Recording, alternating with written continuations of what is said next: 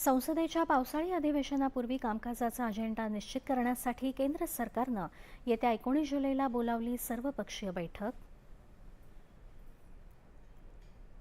केंद्रीय मंत्री पियुष गोयल आजपासून 17 तारखेपर्यंत स्पेन, बेल्जियम आणि फिनलंडच्या दौऱ्यावर विविध आर्थिक बैठकांमध्ये होणार सहभागी.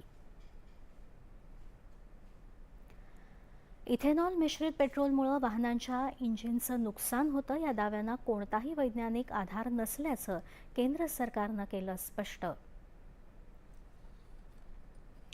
होर्मुझ सामुद्रधुनीमधल्या तणावानंतर अमेरिकेचे पुन्हा इराणवर हल्ले.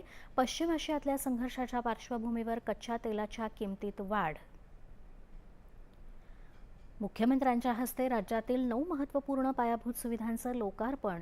रेल्वे फाटक मुक्त महाराष्ट्र करण्यासाठी येत्या 3 वर्षात 145 रेल्वे उड्डाणपूल बांधणार मुख्यमंत्री. 56व्या आंतरराष्ट्रीय भौतिकशास्त्र ऑलिम्पियाडमध्ये 5 सुवर्ण पदकं पटकावत भारतीय विद्यार्थ्यांची चमकदार कामगिरी. विम्बल्डन स्पर्धेच्या पुरुष एकेरीत इटलीचा अग्रमानांकित यानिक सिन्नरनं जर्मनीच्या अलेक्झांडर झ्वेरेवचा पराभव करत दुसऱ्यांदा पटकावलं विजेतेपद. लॉर्ड्स मैदानावरच्या महिला क्रिकेट कसोटी सामन्यात इंग्लंड विरुद्ध भारत विजयाच्या उंबरठ्यावर.